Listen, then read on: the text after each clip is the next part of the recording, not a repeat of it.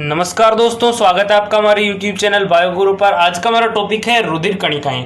पिछली वीडियो में हमने रुधिर कणिकाओं में जो आरबीसी थी उनके बारे में पढ़ा था और डब्ल्यूबीसी का जो एक पार्ट था ग्रेन्युलोसाइट, जिनमें ग्रेन्यूल्स पाए जाते हैं यानी कणिकाएं पाई जाती हैं, उनके बारे में पढ़ लिया था। यानी ग्रेन्यूल्स यानी ऐसी डब्ल्यूबीसी जिन्हें हम यदि अभिरंजक से अभिरंजित करते हैं तो वो अभिरंजित हो जाती है। अभिरंजित क्यों होती है? क्योंकि उनके अंदर ग्रेन्यूल्स पाए जाते हैं यानी कणिकाएं पाई जाती हैं। और यदि हम उसे अम्लीय माध्यम में इल्यूसिन में यदि अभिरंजक करते हैं तो यदि वो अभिरंजित हो जाती है तो उसे हमने यूनोसिल्फिल कहा था। और यदि हम क्षारीय माध्यम मिथाइलिन ब्लू से अभिरंजित करते हैं और वो अभिरंजित हो जाती है तो उसे हम कहते हैं बेसोफिल। और जो न्यूट्रोफिल होता है उसे हम या अम्लीय माध्यम या क्षारीय माध्यम कोई सा भी माध्यम में यदि हम अभिरंजित करते हैं तो वो दोनों माध्यम में अभिरंजित हो जाती है। तो ये हमने ग्रेन्युलोसाइट के 3 प्रकार पढ़े थे। हमारा जो एग्रेन्युलोसाइट था वो रह रहा था। अगर आपने अभी तक पिछली वीडियो नहीं देखी है तो उसमें देख लीजिएगा, आपको अच्छे से समझ में आ जाएगा। डब्ल्यूबीसी के 2 पार्ट्स होते हैं, ग्रेन्युलोसाइट और एग्रेन्युलोसाइट। इन्हें किस प्रकार डिवाइड किया गया है ये भी आपको समझ में आ जाएगा। ग्रेन्युलोसाइट डब्ल्यूबीसी तो 2 प्रकार की होती हैं और ये जो ग्रेन्युलोसाइट डब्ल्यूबीसी तो 3 प्रकार की होती हैं। एक तो अम्लीय माध्यम में, एक क्षारीय माध्यम में और एक दोनों में यानी न्यूट्रल होती हैं, तो उसे हम न्यूट्रोफिल कहते हैं। जबकि जो एग्रेन्युलो डब्ल्यूबीसी होती है ये केवल 2 प्रकार की होती हैं।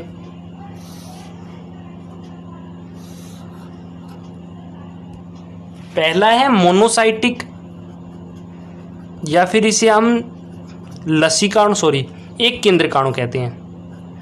एक केंद्रकाणु यानी इसमें जो केंद्रक होते हैं वो केवल कितना होता है? 1 होता है। जबकि हमने ग्रेन्युलोसाइट में पढ़ा था कि इयोनोसिलोफिल में 2 केंद्रक पाए जाते हैं यानी डबल बाइल्ड स्ट्रक्चर पाई जाती है। और जो बेसोफिल होता है उसमें न्यूक्लियस है यानी केंद्रक है वो घोड़े की नाल की भांति मुड़ा होता है। जबकि न्यूट्रोफिल में 7 से 8 पिंडकीय केंद्रक पाया जाता है। यानी जब शुरू में डब्ल्यूबीसी जब जन्म लेती है न्यूट्रोफिल तो उनमें केवल 2 पिंडकाणु केंद्रक पाया जाता है और धीरे धीरे उनके जो पिंडक होते हैं उनकी संख्या बढ़ सकती है और वो 7 तक पहुंच सकते हैं। जबकि मोनोसाइटिक है, ये एक केंद्रकाणु है यानी इसमें जो केंद्रक है वो केवल 1 पाया जाता है और वो भी सेम के बीज की आकृति का, यानी जो किडनी शेप है वो इसमें केंद्रक पाया जाता है इस तरह का एक केंद्रक पाया जाता है। इस सेल को हम क्या कहते हैं? मोनोसाइटिक कहते हैं। इसमें ग्रेन्यूल्स नहीं पाए जाते हैं, यानी जब हम इसे अभिरंजक से अभिरंजित करते हैं तो ये अभिरंजित नहीं होती है, यानी ग्रेन्यूल्स जो है वो नहीं होते हैं। मतलब बिना ग्रेन्यूल्स के, तो इसमें ग्रेन्यूल्स नहीं होते यानी अभिरंजित नहीं होती है। तो ये कुछ ब्लैक एंड वाइट जमाने की होती है यानी इसमें रंग नहीं होते हैं। जबकि हमने ग्रेन्युलोसाइट में पढ़ा था कि कोई तो कोशिका ऐसी होती है जिसमें ऑरेंज कलर का आ जाता है, कोई कोशिका ऐसी होती है जिसमें ब्लू कलर का आ जाता है, कोई कोशिका ऐसी भी होती है जिसमें ऑरेंज भी आता है और ब्लू भी आता है। लेकिन जो एग्रेन्युलोसाइट मोनोसाइक्लिक और लिम्फोसाइट हैं उनमें ग्रेन्यूल्स पाए नहीं जाते हैं, यानी इनमें रंग प्रदान नहीं होता है, ये रंगहीन होते हैं। ये हमें प्रतिरक्षा का कार्य करते हैं। अभी हम आगे इसके कार्य के बारे में पढ़ेंगे। ये कुल आरबीसी का 5% होती है। और जो एग्रेन्युलोसाइट की दूसरी आरबीसी कोशिकाएं हैं, दूसरी होती है लिम्फोसाइट। लिम्फोसाइट ये कुल आरबीसी का 30% होती है, यानी जितनी भी आरबीसी पाई जाती है उनमें सबसे ज़्यादा तो न्यूट्रोफिल होता है 60 से 65%। और जो एग्रेन्युलोसाइट में अगर हम बात करें तो उसमें लिम्फोसाइट सबसे ज़्यादा होती है 30%। इसमें केंद्रक गोलाकार होता है, यानी इसमें तो कैसा होता है? किडनी शेप का होता है या फिर सेम के बीज की आकृति का होता है। लेकिन जो लिम्फोसाइट है उसमें एक बड़ा सारा केंद्रक होता है और वो गोलाकार होता है बीच में। तो इसके अंदर जो कोशिका द्रव पाया जाता है वो किस तरह का पाया जाता है? जैसे ये क्या हो गया? कोशिका द्रव हो गया, यानी जो कोशिका द्रव है वो छल्ले के रूप में पाया जाता है। दिख रहा है छल्ले के रूप में, बीच में केंद्रक होता है और साइड में उसके चारों तरफ ये जो कोशिका द्रव है ये पाया जाता है। यानी कोशिका द्रव इसमें कैसे पाया जाता है? छल्ले के रूप में पाया जाता है। ये लिम्फोसाइट भी 2 प्रकार के होते हैं, एक होता है टी लिम्फोसाइट और एक होता है बी लिम्फोसाइट, यानी लिम्फोसाइट को हम लसीकाणु कहते हैं, तो बी लसीकाणु और टी लसीकाणु। इसमें से जो बी लिम्फोसाइट होता है, इसके दो पार्ट हैं, बी लिम्फोसाइट और टी लिम्फोसाइट, यानी बी लसीकाणु, लिम्फोसाइट को हम लसीकाणु कहते हैं, तो बी लिम्फोसाइट या बी लसीकाणु, और एक होता है टी लसीकाणु। तो ये जो बी लसीकाणु होता है इसका निर्माण भी अस्थिमज्जा में होता है और परिपक्वन भी अस्थिमज्जा में होता है, यानी जो कणिकाएं हैं उनका निर्माण हमने पढ़ लिया कि कहाँ पर होता है, रेड बोन मैरो में, यानी लाल अस्थिमज्जा में। तो ये जो बी लसीकाणु और टी लसीकाणु हैं इनका निर्माण कहाँ होगा, अस्थिमज्जा में होगा, लेकिन इनका परिपक्वन है वो अलग अलग स्थान पे होगा। यानी जो बी लसीकाणु हैं उनका परिपक्वन तो अस्थिमज्जा में हो जाएगा, यानी जो घर है उसका, उसी में उसका निर्माण होगा और उसी में वो परिपक्व हो जाएगा। लेकिन जो टी लिम्फोसाइट है यानी टी लसीकाणु है उसका निर्माण तो अस्थिमज्जा में होता है, लेकिन परिपक्वन जाके थाइमस ग्रंथि में होता है। जैसे यहाँ पर ये बोन मैरो है, यानी ये बोन मैरो कौन सी है, रेड बोन मैरो है। और पिछली वीडियो में हमने बात कर ली थी, रेड बोन मैरो में एक स्टेम सेल पाई जाती है। स्टेम सेल तो बहुत सारी पाई जाती हैं, लेकिन जब एक स्टेम सेल अर्धसूत्री विभाजन करती है तो उसके द्वारा दो कोशिकाओं का निर्माण होता है। एक तो वापस से बना लेती है स्टेम सेल, यानी वापस से स्टेम सेल की तरह कार्य करने लग जाती है, और एक आगे जाकर रक्त कणिकाओं का निर्माण करने लग जाती है। हम बात कर रहे हैं WBC की, तो यहाँ पर ये जो कोशिका है ये किसका निर्माण करेगी, WBC का निर्माण करेगी। जैसे इसने ए ग्रेन्युलोसाइट में जो लिम्फोसाइट कोशिकाएं हैं उसका निर्माण कर लिया। ये लिम्फोसाइट कोशिकाएं, इसमें जो केंद्रक है वो कैसा पाया जाता है, सेम के बीज की आकृति के समान पाया जाता है। अब ये क्या कहलाता है, लिम्फोसाइट। अब ये आ जाता है हृदय में, ये आ जाता है रक्त वाहिनी के अंदर। जैसे ये लिम्फोसाइट आ गया, तो हमें पता है, पिछली वीडियो में बात कर रही थी, जब हम बैक्टीरिया अंदर प्रवेश करता है हमारे अंदर तो सबसे पहले तो न्यूट्रोफिल कोशिकाएं उस पर अटैक करती हैं, और यदि वो उस पर ख़त्म नहीं कर सकती है तो उसके बाद में आता है ये जो ल्यूकोसाइट है, यानी एक केंद्रकाणु या फिर यहीं से हम मोनोसाइट कहते हैं, ये कार्य करता है। दिखने में तो ये केवल भोला भाला लग रहा है, ब्लैक एंड वाइट का, यानी ये अभिरंजित नहीं होता है, लेकिन जब ये कार्य करता है, जैसे इनकी संख्या भी बहुत कम पाई जाती है, केवल 5% पाया जाता है WBC का कुल, लेकिन जब बैक्टीरियल इन्फेक्शन ज़्यादा हो जाता है तो ये जो कोशिकाएं हैं ये अपना आकार बड़ा कर लेती हैं, यानी महाभक्षकाणु बना लेती हैं, जो एक बार में लगभग 50 से 100 बैक्टीरिया एक साथ खा जाता है। लेकिन वहाँ पर क्या हो रहा था, न्यूट्रोफिल की संख्या तो ज़्यादा थी, लेकिन वो एक बार में एक बैक्टीरिया पर ही अटैक कर रहा था और उससे वो वापस मर भी रहा था। लेकिन यहाँ पर जो मोनोसाइट से वो जो महाभक्षकाणु बना है ये एक बार में 50 से 100 बैक्टीरिया ख़त्म कर देगा और ये स्वयं भी नष्ट नहीं होगा, यानी ये बैक्टीरियल इन्फेक्शन में बढ़ जाता है, अपने आकार में वृद्धि कर लेता है। तो ये तो हो गया मोनोसाइट का कार्य, यानी मोनोसाइट दिखने में कम है, केवल 5% है, लेकिन जब ये कार्य करती हैं तो जो सबसे ज़्यादा न्यूट्रोफिल पाया जाता है उससे भी ज़्यादा कार्य करती है। अगली जो एग्रेन्युलोसाइट कोशिकाएं हैं वो दो प्रकार की हैं, एक तो बी लसीकाणु, एक टी लसीकाणु। तो हम इसको भी बना लेते हैं, बी लसीकाणु और टी लसीकाणु। इन दोनों का निर्माण तो अस्थिमज्जा में होता है, यानी जो बोन मैरो है यहाँ पर बी लसीकाणु बन गया और टी लसीकाणु बन गया। लेकिन जो बी लसीकाणु है वही यहाँ पर परिपक्व होता है, यानी लाल अस्थिमज्जा में केवल बी लसीकाणु परिपक्व होता है, और जो टी लसीकाणु है वो आगे जाकर थाइमस में प्रविष्ट होता है और वहाँ पर उसका परिपक्वन होता है। जैसे हम समझ लेते हैं ये बी लसीकाणु है, ये टी लसीकाणु है, तो ये दोनों आ जाते हैं रक्त में। अब यहाँ पर रक्त में आ गए बी लसीकाणु और टी लसीकाणु। अब ये बी लसीकाणु तो परिपक्व हैं, क्योंकि इसका परिपक्वन तो बोन मैरो में हो गया, जब इसका निर्माण हो रहा था तभी इसका परिपक्वन हो गया। लेकिन जो टी लिम्फोसाइट हैं उनका परिपक्वन नहीं हुआ है, उनका केवल अभी निर्माण हुआ है। उनका परिपक्वन तब होगा जब ये टी लिम्फोसाइट थाइमस ग्रंथि के अंदर प्रविष्ट होंगे, और यहाँ पर इनका परिपक्वन होगा। जैसे टी लिम्फोसाइट आया और यहाँ पर इसका परिपक्वन हुआ और टी लिम्फोसाइट परिपक्व होकर वापस हृदय में रक्त में आता है। तो इस तरह से थाइमस ग्रंथि क्या करती है, जो टी लसीकाणु हैं जो रोगाणुओं से लड़ते हैं उनका परिपक्वन करने का कार्य करती है। तो ये प्रश्न कई बार पूछ लिया जाता है कि टी लिम्फोसाइट का परिपक्वन कहाँ पर होता है, तो उसका आंसर है थाइमस। यही कारण है कि जो बुढ़ापा होता है उसमें हमें पता है कि थाइमस ग्रंथि लुप्त हो जाती है, तो थाइमस ग्रंथि लुप्त होने पर ये जो टी लिम्फोसाइट हैं ये परिपक्व नहीं हो पाएंगे, यानी हमारा जो प्रतिरक्षा तंत्र है वो कमज़ोर हो जाएगा। इसीलिए जब बुढ़ापा आता है तो आदमी जल्दी जल्दी बीमार होने लग जाता है, क्योंकि उसके अंदर जो टी लिम्फोसाइट हैं यानी टी लसीकाणु हैं वो परिपक्व नहीं हो पाते हैं। तो ये हो गई हमारी रुधिर कणिकाओं पूरा। रुधिर कणिकाओं में हमने क्या क्या पढ़ा? रुधिर कणिकाओं में हमने WBC, आरबीसी के बारे में पिछली वीडियो में पढ़ा था। WBC में 2 पढ़े थे हमने, एक तो जिनमें ग्रेन्यूल्स पाए जाते हैं वो, एक जिनमें ग्रेन्यूल्स नहीं पाए जाते हैं वो। इस वीडियो में हमने जिनमें ग्रेन्यूल्स नहीं पाए जाते हैं उन WBC के बारे में बात की थी। वो 2 प्रकार की पाई जाती है, मोनोसाइट और लिम्फोसाइट। इसमें जो मोनोसाइट होता है उसका जो केंद्रक होता है वो सेम के बीज की आकृति के समान होता है।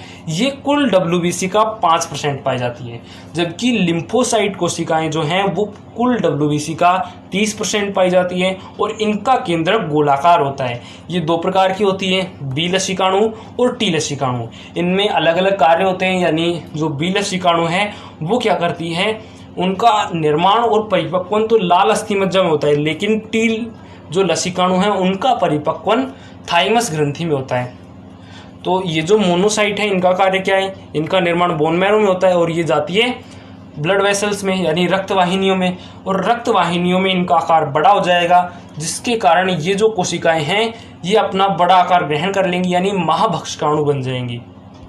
ये तक का कब बनती हैं, जब बैक्टीरियल इन्फेक्शन ज़्यादा होता है, यानी जब हमारे अंदर बैक्टीरिया घुसता है और न्यूट्रोफिल उससे लड़ाई कर रहा है, और यदि न्यूट्रोफिल नष्ट होने लग जाता है और उनका मुकाबला थोड़ा ढीला हो जाता है, तो ये जो मोनोसाइट है ये क्या करती है, अपने आकार में बढ़ोतरी कर लेती हैं और महाभक्षकाणु बना लेती हैं। ये बहुत सारे जीवाणु और बैक्टीरिया को एक साथ ही नष्ट कर देती है।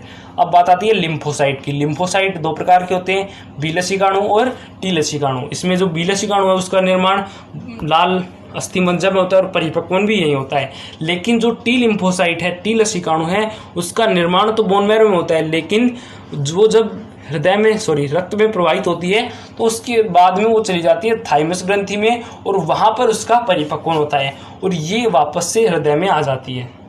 यानी जो टी लसीकाणु हैं उनका परिपक्वन कौन कर रहा है, थाइमस ग्रंथि कर रही है। और जब बुढ़ापे में थाइमस ग्रंथि लुप्त हो जाती है तो ये जो टी लसीकाणु है, टी लिम्फोसाइट है, इनका परिपक्वन अच्छे से नहीं हो पाता है, यानी ये अपरिपक्व रह जाती है, जिससे हमारे अंदर बैक्टीरियल इन्फेक्शन ज़्यादा हो जाता है और बुढ़ापे में आदमी जल्दी जल्दी बीमार होने लग जाता है। तो ये हो गई हमारी WBC और RBC। अगली जो रुधिर कणिकाएं हैं उनमें है रुधिर पट्टिकाणु यानी थ्रोम्बोसाइट, या फिर उसे हम ब्लड प्लेटलेट्स भी कहते हैं। ये क्या करती है, पिछली वीडियो में हमने बात की थी, इनका निर्माण मेगा सेल से होता है, यानी जो बोन मैरो है वो क्या करती है, एक बड़ी सेल का निर्माण करती है, इसे हम क्या कहते हैं, मेगा सेल कहते हैं। और जब ये रक्त के अंदर आती है तो इसके टुकड़े हो जाते हैं, यानी ये फट जाती है और इसकी जो कोशिका भित्ति है वो बना लेती है प्लेटलेट्स। यानी जो प्लेटलेट्स हैं उनका आकार नियमित नहीं होता है, निश्चित नहीं होता है, जैसा कि WBC और RBC का होता है। WBC में गोल होता है और RBC में कैसा होता है, थोड़ी चपटी होती है, डिस्क रूपी। जबकि ये जो प्लेटलेट्स हैं इनका आकार, ये जो आकृति है वो निश्चित नहीं होती है, क्योंकि कोशिका भित्ति जब फटती है तो वो कहीं से भी फट सकती है। तो जो प्लेटलेट्स हैं उनका आकार निश्चित नहीं होता है और उनमें केंद्रक भी नहीं पाया जाता है। इनका जीवनकाल केवल 5 से 7 दिन तक होता है, यानी 5 से 7 दिन के बाद ये जब प्लीहा से होकर गुजरेंगी तो इनकी कोशिका भित्ति फट जाएगी और ये चले जाएंगे यकृत में, और वहाँ पर जो कुफ्फुर कोशिकाएं हैं वो उन्हें खा जाएंगी। इनका कार्य क्या होता है, रक्त में रक्त का थक्का जमाना, यानी जब छोटी मोटी चोट लग जाती है तो ये जो प्लेटलेट्स हैं ये हमारे रक्त का थक्का बनाती हैं। अगली वीडियो में हम जब पढ़ाएंगे अगली वीडियो में तो इसके बारे में विस्तार से चर्चा करेंगे कि रक्त का थक्का कैसे बनता है। तो ये हो गई हमारी रुधिर कणिकाएं पूरी। अगला टॉपिक है रक्त के कार्य। रक्त के कार्य में पहला है गैसों का विनिमय, यानी जो रक्त है वो क्या करती है, गैसों का आदान प्रदान करती है, इनका स्थानांतरण करती है। जैसे हमने श्वसन तंत्र में पढ़ा था कि जब हम श्वास लेते हैं और वो फेफड़ों के अंदर प्रविष्ट होती है तो वो जाती है कूपिकाओं के अंदर, और कूपिकाओं में पाई जाती है कैपिलरीज यानी केशिकाएं, और वहाँ से ऑक्सीजन और CO2 का आदान प्रदान होता है। जैसे इसके अंदर ये होती है कूपिका, जैसे हमने यहाँ पर बड़ी दर्शा दी, केवल ये यहाँ पर एक दर्शाई है, लेकिन ये करीब 25 मिलियन तक होती है, यानी बहुत छोटी छोटी होती है। हमने समझाने के लिए ये बनाई है। इसके ऊपर पाई जाती है कैपिलरीज, ये यहाँ पर रक्त वाहिनी जो है वो लिपटी हुई होती है। अब यहाँ से रक्त आता जाता रहता है, और जब हम ऑक्सीजन अंदर ग्रहण करते हैं तो ये जो ऑक्सीजन है इसके अंदर, फेफड़ों के अंदर, कूपिका के अंदर, ये तो इसके अंदर चली जाती है, और CO2 है वो इसके अंदर आ जाती है। अब ये जो O2 अंदर प्रविष्ट हुई है, अब इसके अंदर क्या होता है एक बार समझ लेते हैं कि जो केशिका है अंदर, उसमें पाई जाती है, हमें पता है RBC, अभी हमने पढ़ा है रुधिर कणिकाओं में RBC पाई जाती है, और RBC के ऊपर पाई जाती है हीमोग्लोबिन प्रोटीन। इसके बारे में हमने पिछली वीडियो में बात की थी। हीमोग्लोबिन प्रोटीन पाई जाती है, जैसे ये हीमोग्लोबिन प्रोटीन है इसके ऊपर। अब ये हीमोग्लोबिन प्रोटीन है और इसके अंदर ऑक्सीजन अंदर प्रविष्ट हो गई। अब ये जो ऑक्सीजन है ये इस हीमोग्लोबिन के साथ क्रिया कर लेगी और एक जटिल कार्बनिक यौगिक का निर्माण कर लेगी, जिसे हम कहते हैं ऑक्सी हीमोग्लोबिन। यानी जो हीमोग्लोबिन है उसके साथ यदि ऑक्सीजन जुड़ जाता है तो उसे हम कहते हैं ऑक्सी हीमोग्लोबिन। ये स्थायी यौगिक नहीं होता, यानी ये अस्थायी यौगिक होता है। जैसे अभी हम समझ लेते हैं, यहाँ पर ये बन गए ऑक्सीजन, यहाँ पर जुड़ गए, तो ये बन गए ऑक्सी हीमोग्लोबिन, जिससे ये रुधिर है वो कैसा हो गया, शुद्ध रुधिर हो गया। अब ये जो RBC है ये जाती है, अब यानी ये जो रक्त है ये कहाँ पर जाता है, हृदय में जाता है, और हृदय इसे पूरे शरीर में प्रविष्ट कर देता है। जैसे ये हृदय में पहुंच गया, अब हृदय इसे पूरे शरीर में प्रविष्ट कर देगा, और ये चली जाएगी पूरे शरीर में जितने भी ऑर्गन्स हैं उनमें। अब ऑर्गन्स में पता है क्या होता है कि ब्लड अंदर जाता है, जैसे ये ब्लड इसके अंदर घुस रहा है। अब यहाँ पर जब ये ऑक्सीनेटेड ब्लड अंदर जा रहा है, यानी इसके अंदर क्या है, ये जो RBC है इसके ऊपर ऑक्सी हीमोग्लोबिन है, यहाँ से इसकी ऑक्सीजन तो हटा दी जाती है, यानी वापस से हीमोग्लोबिन बना दिया जाता है। और यहाँ पर जब ऑक्सीजन अंदर प्रविष्ट हो जाती है तो कार्बन डाइऑक्साइड वापस बाहर निकल जाती है। हमने ये श्वसन तंत्र में पढ़ लिया था, अगर आपने अभी तक वो वीडियो नहीं देखी है तो वो वीडियो देख लीजिए। ये जो ऑक्सीजन है ये बाहर निकल जाएगी, कोशिकाओं में प्रविष्ट हो जाएगी, यानी हीमोग्लोबिन बन जाएगा। अब कोशिकाओं से आएगा कार्बन डाइऑक्साइड। अब कार्बन डाइऑक्साइड आएगा तो ये जो RBC हैं इनके ऊपर जो हीमोग्लोबिन लगा हुआ है वहाँ पर लग जाएगा कार्बन डाइऑक्साइड, ये कार्बन डाइऑक्साइड लग गया। अब ये जो रुधिर है ये कैसा हो गया, डीऑक्सीनेटेड, यानी ऑक्सीजन नहीं है इसके अंदर क्या है, कार्बन डाइऑक्साइड है, यानी डीऑक्सीनेटेड हो गया, अशुद्ध रुधिर हो गया। अब ये अशुद्ध रुधिर कहाँ पर जाता है,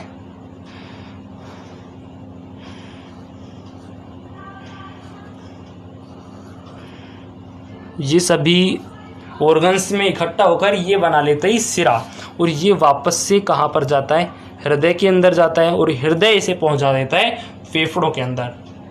यानी रक्त क्या कार्य कर रहा है, यहाँ से जो ब्लड वेसल्स हैं और हृदय है वो कुछ कार्य नहीं कर रही है, वो केवल मार्ग प्रदान कर रही है और उसे प्रेशर प्रदान कर रही है। लेकिन जो ऑक्सीजन और CO2 का ऑर्गन्स को पहुंचाने का और वापस से फेफड़ों तक लाने का जो कार्य है वो कौन कर रहा है, रक्त कर रहा है। यानी रक्त क्या कार्य करता है, फेफड़ों से जो ऑक्सीजन आती है उसे पूरे शरीर में लेकर जाता है, और शरीर से जो CO2 आ रही है उसे वापस से फेफड़ों में ले जाता है। यानी ये क्या करता है, गैसों का विनिमय करता है। तो एक तो कार्य हो गया इसका गैसों का विनिमय। इसका दूसरा कार्य आता है खाद्य पदार्थों का वितरण। खाद्य पदार्थों का वितरण यानी इसमें क्या होता है, हमने डाइजेस्टिव सिस्टम में पढ़ा था, यानी पाचन तंत्र में पढ़ा था कि जब हम भोजन खाते हैं और वहाँ पर क्या होता है, भोजन का पाचन होता है और भोजन का अवशोषण होता है। अब वो भोजन अवशोषित होकर जाता कहाँ है, हृदय में रक्त में जाता है, और ये रक्त पूरे शरीर में हमें खाद्य पदार्थ पहुँचा देता है। एक बार फिर से डायग्राम बना देते हैं। जैसे हम स्मॉल इंटेस्टाइन की बात करें, यानी छोटी आंत की बात करें, जैसे ये छोटी आंत है, इसके ऊपर ये हमने ब्रश बॉर्डर बना दिया। अगर आपने पिछली वीडियोस देखी हैं तो आपको ये समझ में आ रहा होगा कि ये क्या है। जैसे ये हमने छोटी आंत बना दी। अब छोटी आंत के अंदर यहाँ पर भोजन का अवशोषण होता है। अब भोजन का अवशोषण होने के बाद में जो अवशोषित भोजन है वो कहाँ पर डाल दिया जाता है, यहाँ से जो रक्त वाहिनी निकलती हैं उसमें डाल दिया जाता है, जैसे ग्लूकोज। अब ये रक्त कहाँ पर जाता है, हृदय में जाता है और हृदय इसे पूरे शरीर में पहुंचा देता है। और जब ये ऑर्गन्स में पहुंचता है तो वहाँ पर जो कोशिकाएं हैं जिन्हें खाद्य पदार्थ की आवश्यकता है, जैसे ग्लूकोज की आवश्यकता है एटीपी निर्माण के लिए, तो वो कोशिकाएं जो हैं वो ग्लूकोज को रक्त से प्राप्त कर लेती हैं। यानी भोजन का अवशोषण कहाँ पर हो रहा है, छोटी आंत में हो रहा है। और चाहिए किसे, कोशिका को चाहिए, जैसे ये यहाँ पर छोटी आंत में अवशोषण हो रहा है। अब ये कोशिका है, इसे एटीपी निर्माण के लिए ग्लूकोज की आवश्यकता है, तो यहाँ पर ग्लूकोज कौन पहुँचाता है, ये कोशिका, यानी ये रक्त पहुँचाता है। तो रक्त का एक और कार्य होता है खाद्य पदार्थों का वितरण। इसके अलावा एक और कार्य होता है इसका हार्मोनों का संवहन। हमें पता है हार्मोन कहाँ से स्त्रावित होते हैं, जो अंतःस्त्रावी ग्रंथियाँ हैं उनके द्वारा हार्मोन स्त्रावित होते हैं। तो हम टॉपिक लिख लेते हैं पहले, हार्मोन ही लिख लेते हैं। हार्मोन कौन स्त्रावित करती हैं, अंतःस्त्रावी ग्रंथियाँ स्त्रावित करती हैं, यानी ऐसी ग्रंथियाँ जिनमें नलिकाएं नहीं पाई जाती हैं। जैसे ये कोई ग्रंथि है, ये क्या करती है, हार्मोन स्त्रावित करती है। तो जो हार्मोन है वो कहाँ से लिया जाता है, रक्त द्वारा संवहन किया जाता है। जैसे ये हम समझ लेते हैं ये कोई ग्रंथि है जो अंतःस्त्रावी ग्रंथि है। अब इसके द्वारा जो स्त्रावित हार्मोन है या पदार्थ है उसे इस कोशिका में पहुंचाना है।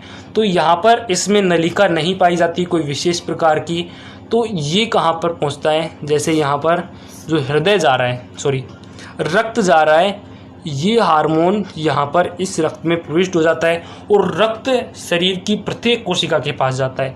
तो सीधी सी बात है इस कोशिका के पास भी जाएगा। तो जो हार्मोन है वो सीधे ही रक्त में स्त्रावित कर दिए जाते हैं और रक्त उन्हें पहुंचा देता है कोशिका के अंदर। यानी जो हार्मोनों का परिवहन है वो भी रक्त के द्वारा होता है, क्योंकि जो हार्मोन स्त्रावित करती है अंतःस्त्रावी ग्रंथियाँ उनमें नलिका नहीं पाई जाती, वो अपना स्त्रावित पदार्थ सीधे ही रक्त में डाल दिया जाता है। उसी स्त्रावित पदार्थ को हम क्या कहते हैं, हार्मोन कहते हैं। तो ये जो खाद्य पदार्थ है इसमें एक टॉपिक रह गया है, ये खाद्य पदार्थ का वितरण। जब हम खाद्य पदार्थ खाते हैं तो उसमें भोजन का अवशोषण होता है छोटी आंत के द्वारा। अब ये छोटी आंत के द्वारा जो भोजन अवशोषण हुआ है ये चला जाता है किसी भी कोशिका के पास, यानी सभी कोशिकाओं के पास जाता है और वहाँ पर जो ग्लूकोज आवश्यकता होती है वो ग्लूकोज ले लेता है और यहाँ से ऑक्सीजन आ रही है ये ऑक्सीजन भी ले लेता है।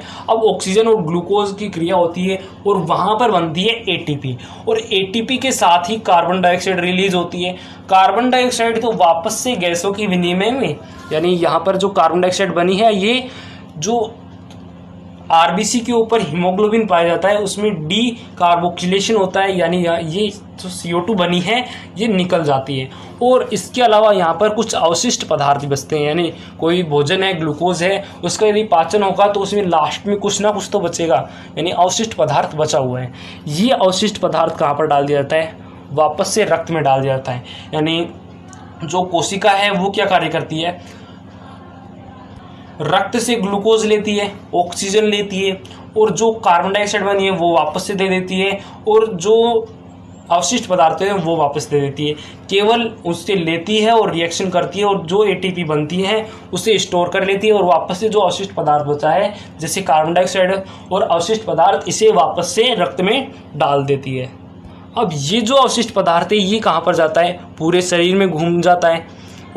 तो पूरे शरीर में एक ऑर्गन होता है जिसे हम कहते हैं किडनी, तो वहाँ पर भी जाएगा। जैसे ये किडनी के अंदर चला गया हृदय जिसमें अवशिष्ट पदार्थ हैं। अब ये अवशिष्ट पदार्थ यहाँ पर इसमें स्कंदन की क्रिया होती है, इसमें नेफ्रॉन्स पाए जाते हैं। अगले चैप्टर में हम पढ़ेंगे मानव उत्सर्जन तंत्र में कि यहाँ पर छनन की क्रिया कैसे होती है। तो यहाँ पर जो अवशिष्ट पदार्थ है वो निकल जाते हैं, जैसे ये अवशिष्ट पदार्थ है ये निकल गए और जो शुद्ध रुधिर है वो बाहर निकल गया इससे। अब ये जो अवशिष्ट पदार्थ है ये यूरिया द्वारा बाहर त्याग दिए जाते हैं, यानी जो हृदय है रक्त है वो क्या कार्य करते हैं, एक तो गैसों का विनिमय करता है यानी ऑक्सीजन और कार्बन डाइऑक्साइड का विनिमय करता है, खाद्य पदार्थों का वितरण करता है या फिर इसे हम उत्सर्जी पदार्थों का संवहन भी कह सकते हैं, दोनों कार्य करता है। खाद्य पदार्थ यानी ग्लूकोज को भी लाता है और जो अवशिष्ट पदार्थ उत्सर्जी पदार्थ है उनको वापस भी लेकर जाता है। तीसरा है हार्मोनों का परिवहन। इसके अलावा रक्त और भी अन्य कार्य करता है, जैसे हमें रोगों से बचाता है, क्योंकि रक्त के अंदर अभी हमने पढ़ा था कि WBC पाए जाते हैं यानी मोनोसाइट्स और न्यूट्रोफिल पाई जाती है, वो क्या करती है हमें रोगाणुओं से बचाती है। तो रक्त का भी कार्य हो गया कि ये हमें क्या करती है, रोगों से बचाता है। इसके अलावा ये चोटों की मरहम भी करता है, यानी कोई छोटी मोटी चोट लग गई तो रुधिर कणिकाओं में जो प्लेटलेट्स पाई जाती हैं वो क्या करती हैं, रक्त का थक्का बनाती है, यानी क्या करती है, मेरी चोटों का मरहम करती है। तो ये हो गए हमारे रक्त के कार्य कंप्लीट। अगली वीडियो में हम रक्त समूह के बारे में बात करेंगे। तब तक के लिए धन्यवाद।